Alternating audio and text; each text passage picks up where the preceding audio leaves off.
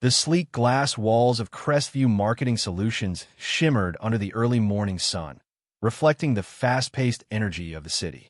Rachel Carter, a 28-year-old ambitious marketing associate, clutched her coffee and inhaled deeply before stepping inside. Today was another day to prove herself. She had been with the company for 3 years, steadily climbing the corporate ladder.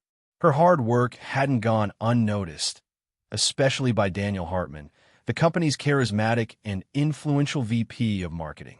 At 42, Daniel was known for his keen business acumen, powerful connections, and ability to spot talent. And lately, it seemed he had his sights set on her. Rachel admired Daniel, not just as a leader, but as someone who had taken an interest in her career. When he started mentoring her directly, she felt honored. Late-night brainstorming sessions, personal feedback on her projects, and invitations to high-profile networking events. All of it made her feel like she was destined for something greater. "You're one of the sharpest minds in this company, Rachel," Daniel had told her after a major client meeting. "With the right guidance, you could be running your own department soon." His words stuck with her. She trusted him. After all, wasn't this how successful careers were built? Through hard work, talent, and the right mentor? But not everyone saw it that way. "Be careful, Rachel," her coworker Melissa warned one afternoon. "People are talking. They think you're getting special treatment."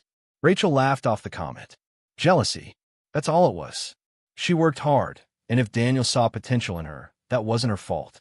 But as the months passed, she began to notice small shifts in Daniel's behavior. His emails became more personal, laced with compliments about her intelligence and charm. Business dinners stretched longer, with conversations steering away from work. His glances lingered, subtle but undeniable. Still, she told herself it was nothing.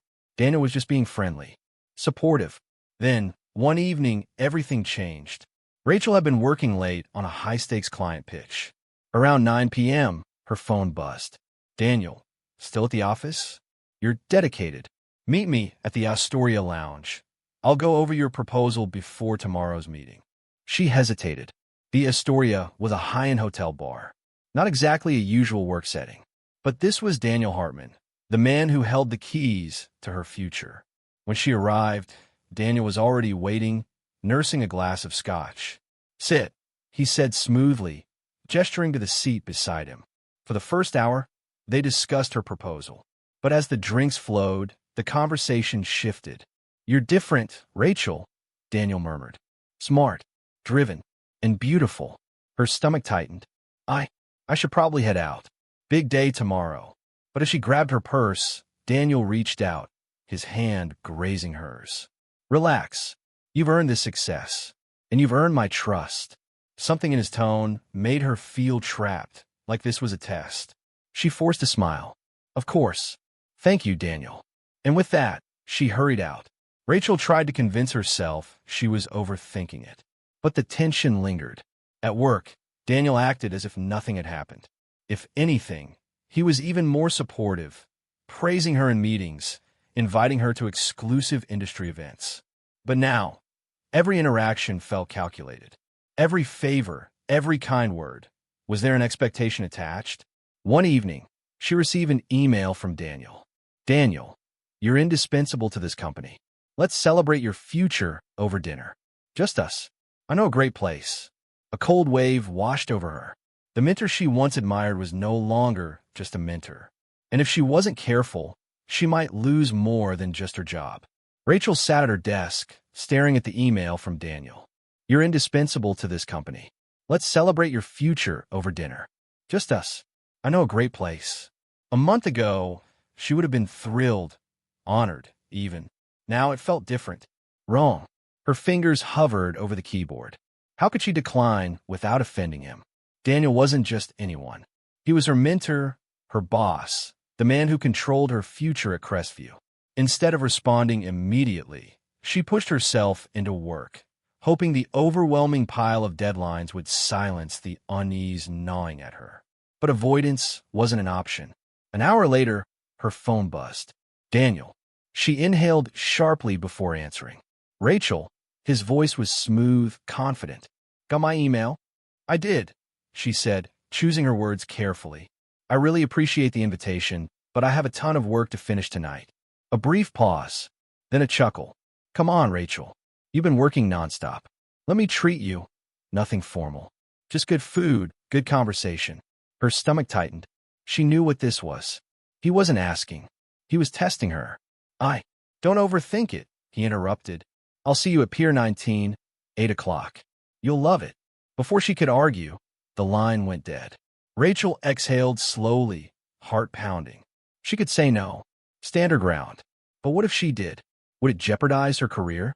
Would she suddenly find herself excluded from big projects? Passed over for promotions? She was trapped in a dangerous game, and Daniel knew it. That evening, she arrived at Pier 19, a high-end seafood restaurant overlooking the bay. Daniel was already seated at a private table near the window, a bottle of expensive wine waiting.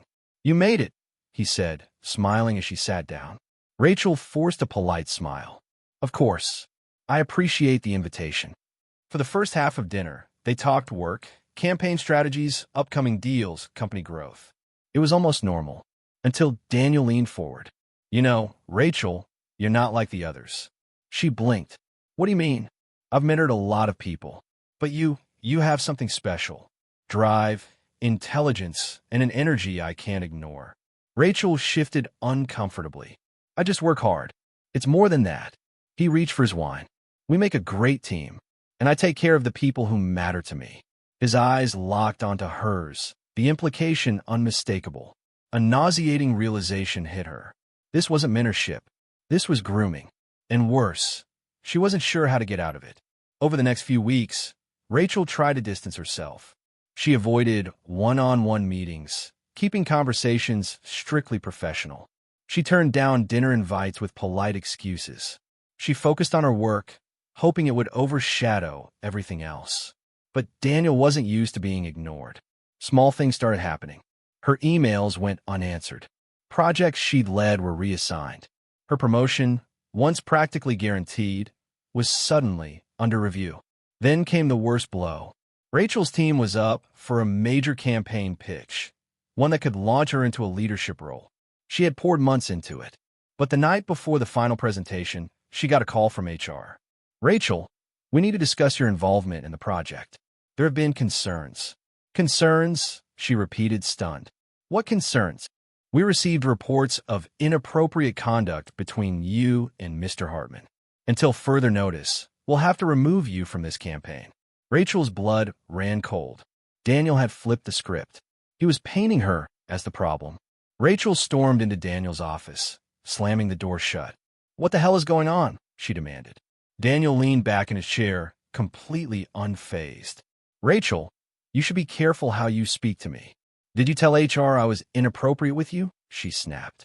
He sighed, shaking his head. I didn't have to. Her fists clenched. You set me up. Don't be dramatic, he said smoothly. You've been acting distant. People noticed. They started talking. I simply let them draw their own conclusions. Rage and fear warred inside her. Daniel stood, walking around his desk until he was inches from her. I liked you, Rachel. I still do. But if you make this difficult, he trailed off, his meaning clear. He had all the power, and if she wasn't careful, he'd make sure she had nothing. Rachel left work that day with her head spinning. She had two choices. One, stay quiet, let him win, and watch her career slip away. Two, fight back, even if it meant risking everything. That night, she made a decision. She wouldn't let Daniel ruin her. He wanted a war. He was about to get one. Rachel sat in her apartment, laptop open, fingers trembling over the keyboard. She had spent years building her career, years believing Daniel was her mentor, years thinking hard work alone would push her forward. And now, it had all come down to this. If she didn't act, she'd be blacklisted. But if she made the wrong move, Daniel could destroy her reputation before she even got the chance to fight. She needed proof. Undeniable, irrefutable proof. She scrolled through her emails, texts, and Slack messages. There were hints of Daniel's behavior. Subtle, vague, but nothing that would hold up against a man as powerful as him. Then she remembered the dinners, the restaurant bills, the company credit card records. She dug deeper into the company's financial reports, searching for Pier 19. Her heart skipped a beat when she found it. A pattern. Dozens of transactions linked to Daniel, each labeled Client Entertainment. Except the names attached weren't clients. They were women. Women like her. Some she recognized from the office. Others were former employees who had left unexpectedly. This wasn't just about her. This was a cycle. Rachel spent the next 2 days tracking down the women. Some ignored her messages. Some hesitated, afraid to speak. But one, Jessica Lewis, finally responded. They met at a quiet cafe outside the city. Jessica was in her early 30s, sharp and composed, but the way she gripped her coffee mug told a different story.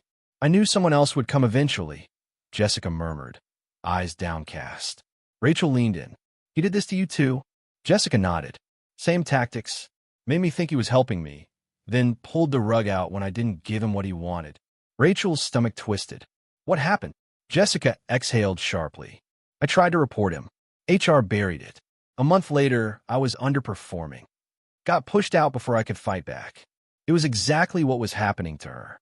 But I saved everything, Jessica added. Emails, voicemails, even a few conversations I recorded. Rachel's pulse raced. Would you be willing to share it? Jessica hesitated, but then nodded. Only if we do this right, she said. If we take him down, we make sure he never does this again. Rachel swore she would. Armed with Jessica's evidence, Rachel crafted a bulletproof case. She documented everything. Expense reports linking Daniel to inappropriate transactions. Emails proving favoritism and manipulation. Recorded conversations from Jessica exposing his pattern of retaliation. Then, she reached out to someone even Daniel couldn't ignore, the company's board of directors. She sent one email. Subject: urgent. Misconduct report on Daniel Hartman. She attached everything, and then she waited. 2 days later, Rachel walked into the office to whispers and stares. Daniel was in a meeting with the board. By noon, the email leaked. By evening, HR sent out a company-wide memo. Effective immediately, Daniel Hartman has been placed on indefinite leave pending an internal investigation. Rachel stared at her screen, heart pounding. She had done it, but it wasn't over yet. That night, as Rachel packed up to leave, she heard footsteps behind her. Daniel. His face was red, eyes burning with rage. You think this is over? He growled. You think you won? Rachel met his gaze, unshaken. You did this to yourself, she said. And now everyone knows. For the first time, Daniel had no comeback, because he knew she was right. As he stormed off, Rachel felt something she hadn't in weeks. Relief. Freedom. But most of all, power. The next morning, the office was buzzing. Daniel Hartman, once untouchable, was now the center of an internal investigation. His name was whispered in hushed tones by employees huddled around coffee stations. Rachel walked into the building, eyes scanning the familiar space. For the first time in weeks, she didn't feel like an outcast. She felt vindicated. As she settled at her desk, her phone vibrated. An email from HR. Rachel, we acknowledge receipt of your concerns and appreciate your cooperation during this investigation. Effective immediately, your performance review and proposed termination are on hold until further notice. Please reach out if you have any questions. Rachel exhaled deeply. The trap Daniel had set for her was falling apart. HR couldn't touch her now, not when she had the board's attention. But not everyone was on her side. By lunchtime, Rachel noticed a shift in certain coworkers. Some avoided eye contact. Some muttered under their breath as she passed. Others, especially those who had been close to Daniel, glared openly. At the break room, she overheard Jason Miller, a senior executive and Daniel's longtime friend, whispering to another manager. This whole thing is exaggerated, he scoffed. She's probably just bitter he didn't promote her. Rachel's fists clenched. Bitter? Was that what they thought? That she'd thrown away everything just for some petty revenge? She turned the corner, locking eyes with Jason. His smug expression faltered as she stepped forward. You're right, Jason, she said coolly. I should have just kept quiet while Daniel kept preying on women. That would have been so much easier, wouldn't it? Jason's face reddened, and he quickly walked away. Cowards like him only thrived in silence. Rachel had shattered that silence. Later that afternoon, Rachel got a call from Jessica Lewis. "You saw the news?" Jessica's voice crackled through the line. Rachel frowned. "What news?" "Daniel. He resigned." Rachel's breath hitched. "What?" "It's all over LinkedIn. Stepping down to focus on personal matters." "Bullshit." Rachel grabbed her laptop, fingers flying over the keyboard. Jessica was right. The company had issued a carefully worded statement, confirming Daniel's resignation without admitting to any misconduct. He was running. Jessica sighed. No public firing. No charges. Just walking away. Rachel's jaw tightened. "Not if we can help it." Rachel and Jessica took their story beyond the company walls.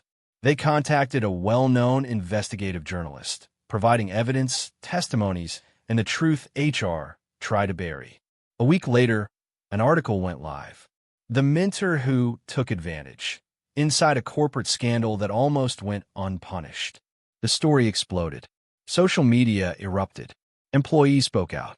More women, past and present, came forward with similar experiences.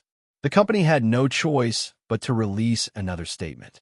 "We take all allegations of misconduct seriously and are committed to fostering a safe and respectful work environment."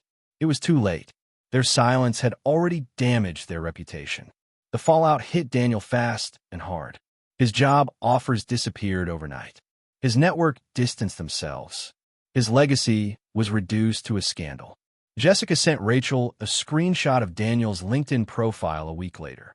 His once impressive job title, gone. His connections, shrinking.